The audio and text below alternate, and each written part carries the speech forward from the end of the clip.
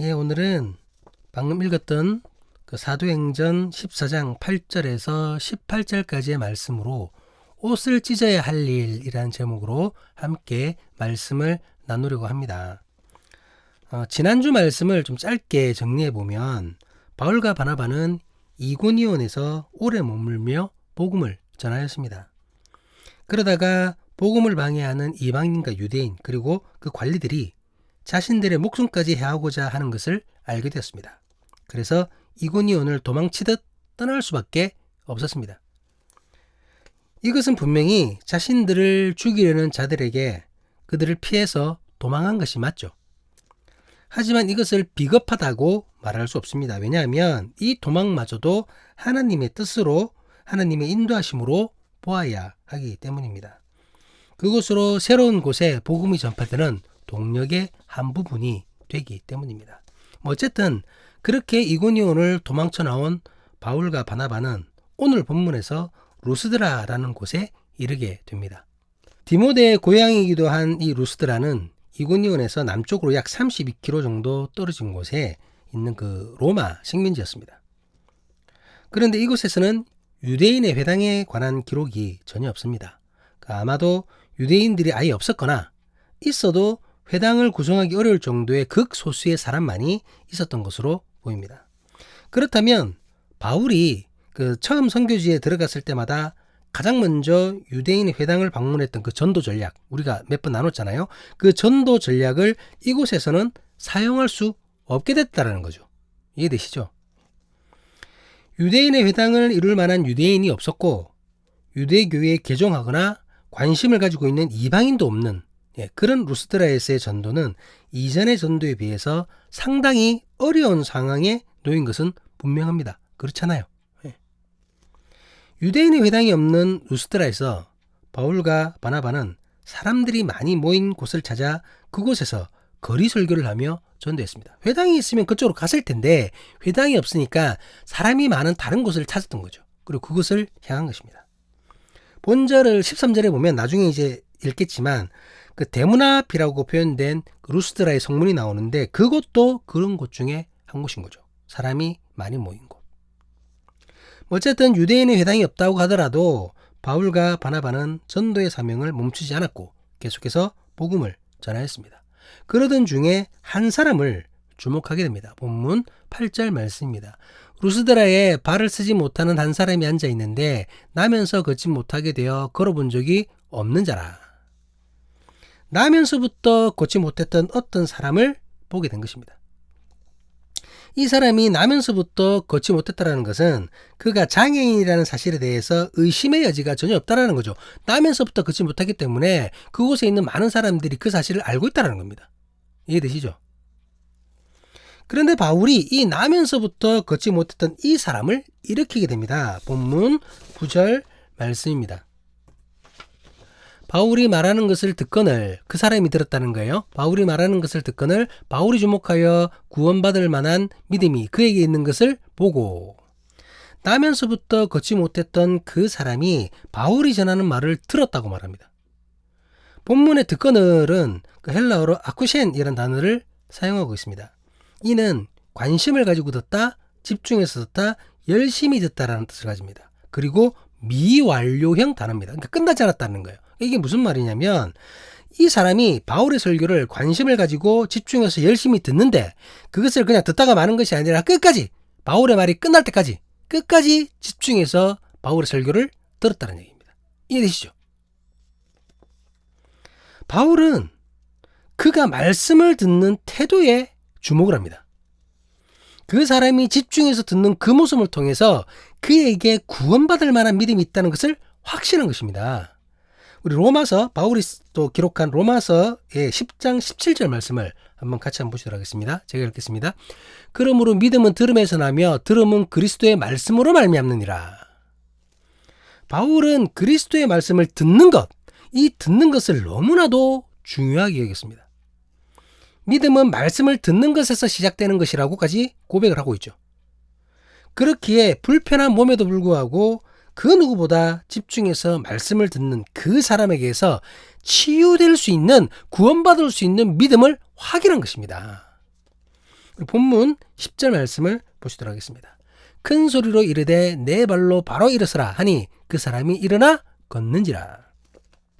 믿음을 확인한 바울은 확신을 가지고 치유를 선포합니다. 바울의 선포와 함께 나면서부터 걷지 못했던 그 사람이 일어나게 되고 걷기까지 한 것입니다. 이는 일시적인 현상이 아니라 완전한 회복을 의미합니다. 그런데 바울은 예수 그리스도의 이름으로 선포하지 않았습니다. 우리 방금 읽은 대로 그냥 내 발로 바로 일어서라 이렇게 했지 뭐 예수 그리스도의 이름으로 명하노니 일어나라 이런 얘기 안 했잖아요. 그렇다면 이것은 뭐 바울의 능력입니까? 바울의 교만인가요? 그렇지 않습니다. 비록 예수 그리스도의 이름은 언급되지 않았지만 바울은 예수 그리스도의 복음을 선포했습니다. 그죠? 복음을 선포하고 있었어요. 그리고 그 복음을 집중해서 열심히 듣는 이에게서 믿음을 확인한 것입니다. 그렇기에 이 이적은 분명히 예수님의 이적, 바울을 통한 예수님의 능력인 것입니다. 이것은 이 일은 바울을 통해 일어난 이적을 구체적으로 기록한 첫 사례가 되죠. 이고니온에서도 바로 지난주에 설명했던 그 이고니온에서도 표적과 기사를 언급하지만 구체적인 사례를 말하지는 않았습니다.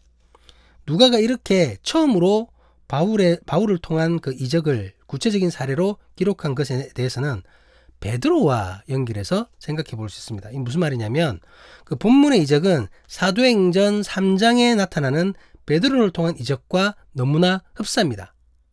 우리 이전에 나누었던 말씀인데 혹시나 기회 되시면 그 사도행전 3장도 읽어보시기 바랍니다. 그곳에 나타나는 베드로의 그 이적과 너무나 흡사하다라는 거죠. 세세하게 살펴보면 차이나는 부분이 분명히 있긴 하지만 크게 봤을 때 사람만 다를 뿐 거의 같은 이적입니다. 누가는 본문의 이적을 기록하는 것으로 바울을 베드로와 동등한 반열에 올려놓고 있는 것이죠. 이게 무슨 말이냐면 이것은 뭐 계급적인 의미이거나 아니면 어떤 사람이 주 앞에서 더 크냐 작냐 이런 의미가 아니에요. 그 제자들이 자기들끼리 싸웠던 것처럼 주 앞에서 내가 크냐 네가 크냐 뭐 이런 게 아닙니다. 그게 아니라 베드로가 성령을 받고 걷지 못하는 자를 일으키는 이적과 그 이적을 일으키는 것과 함께 사도행전의 중심인물이 되었잖아요. 중심인물이 되었습니다. 그래서 사도행전 11장까지 복음이 예루살렘과 사마리아로 전포되는 것에 주도적인 역할을 합니다. 누가? 베드로가. 마찬가지로 바울도 성령을 받고 전도 여행을 진행 중이죠. 이제 본문에서 그 날 때부터 걷지 못했던 자를 일으키는 것으로 사도행전 후반부의 주인공으로 베드로가 바울이 다시 한번 부각이 되는 것입니다. 그리고 복음이 땅끝까지 전해지는 것에 큰 역할을 감당하게 될 것을 나타내고 있는 것이죠. 그러니까 결국 이게 무슨 말이냐면 바울도 베드로처럼 주께서 세운 사역자, 사도라는 얘기입니다. 주님께서 세우신 일꾼이라는 것이죠.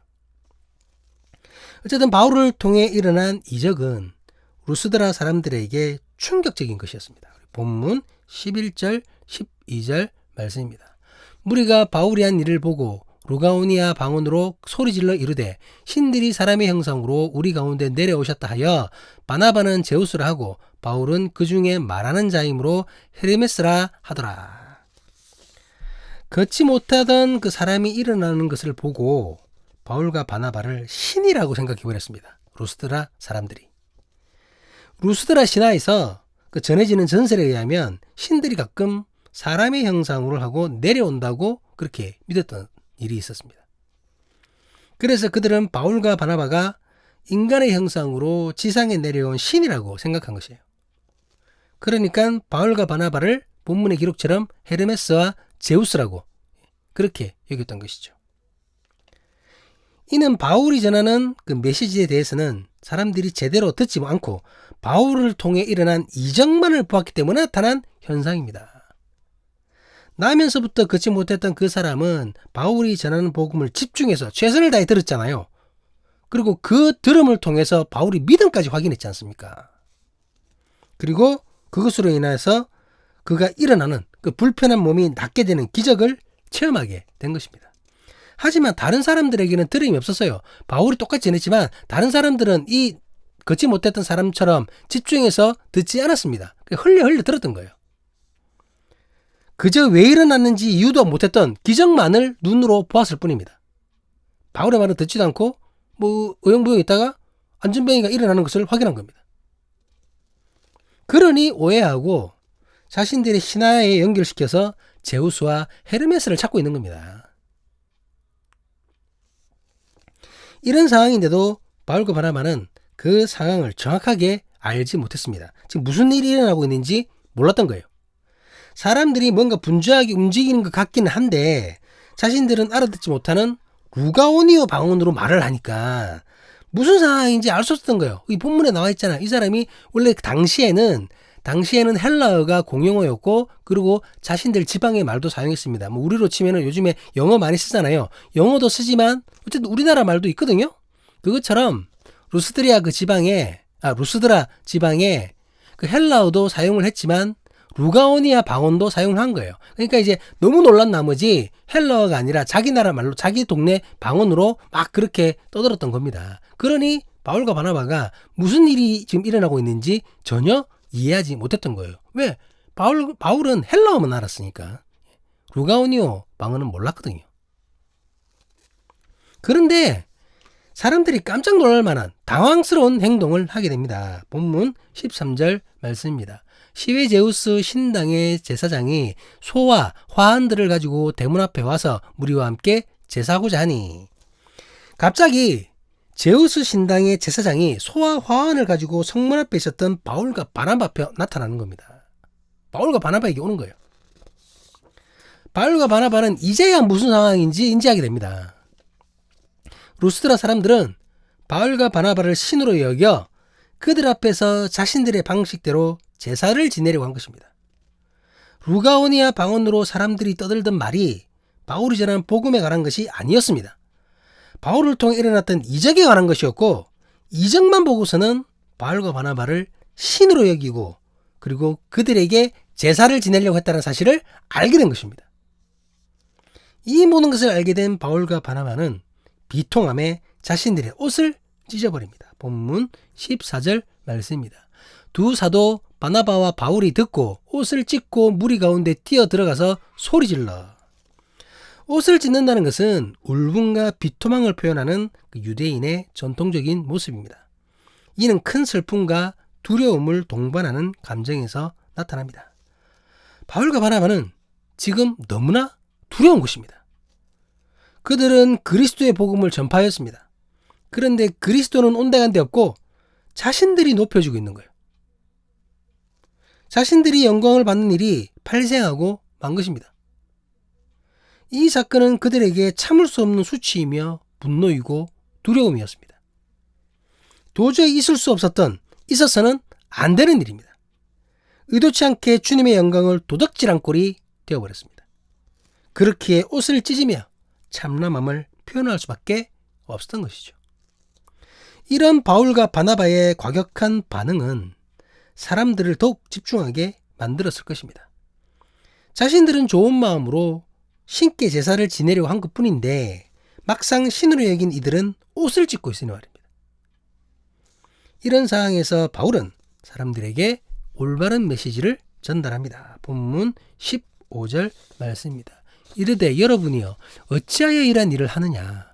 우리도 여러분과 같은 성정을 가진 사람이라. 여러분에게 복음을 전하는 것은 이런 헛된 일을 버리고 천지와 바다와 그 가운데 만물을 지으시고 살아계신 하나님께로 돌아오게 함이라.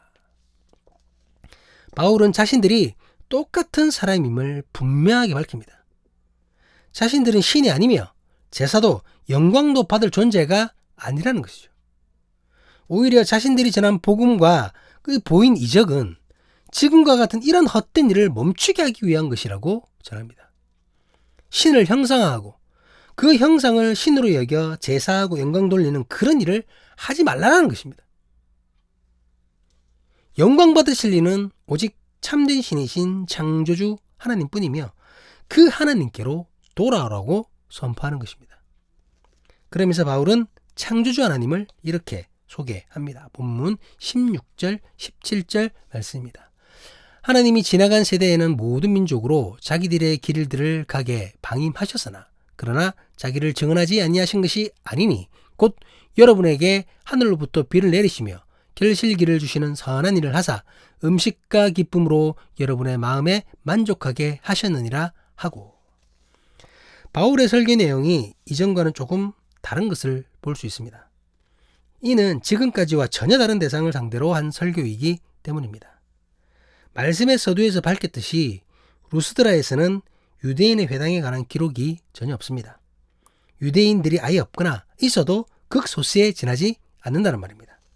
그렇다면 유대교로 개종했거나 관심을 가지고 있는 이방인도 있을 수 없습니다. 이 말은 루스드라 사람에게는 구약에 대한 기본적인 지식이 전혀 없다는 것을 의미합니다. 이해되시죠? 이런 상황에서 구약의 예언이니 메시아니 하는 말은 그들에게 너무나 생소하고 받아들이기 힘든 말이 될 것이 뻔한 것입니다. 그래서 바울은 상황에 맞게 메시지에 변화를 준 것입니다. 구약의 하나님을 전하는 것이 아니라 자연을 조건으로 창조주 하나님을 전했습니다. 자연 만물은 모든 민족, 모든 사람에게 동일하게 주어진 것이기 때문입니다. 그렇잖아요. 모든 사람이 해를 보고 있고 모든 사람이 달을 보고 있고 모든 사람이 하늘로부터 내리는 비를 맞고 있잖아요. 바울은 하나님께서 자연을 통해 계속해서 자기를 나타내셨다고 전합니다.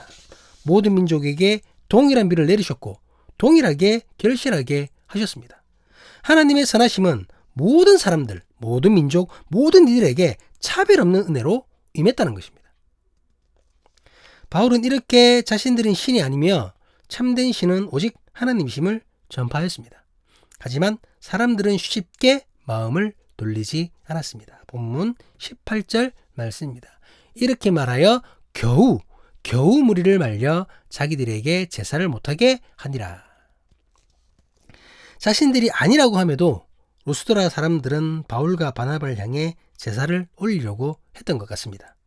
하지만 바울과 바나바는 끝까지 그것을 거부하였고 끝내 그들이 헛된 일을 하지 않도록 하였다는 것이죠. 계속해서 부추겼습니다. 아이고 당신들이 신이에요. 우리가 제사할게요. 높일게요. 아니라니까요. 아이고 아닙니다. 당신들이 하셨던 이적을 보면 분명히 신이에요. 아이고 아닙니다. 우리도 사람입니다. 우리는 경배받을 수 없습니다. 영광받을 수 없습니다. 이렇게 극구 거부를 한 것이죠. 그래서 끝내 제사를 하지 못하게 했던 것입니다. 오늘 말씀의 제목은 옷을 찢어야 할 일입니다.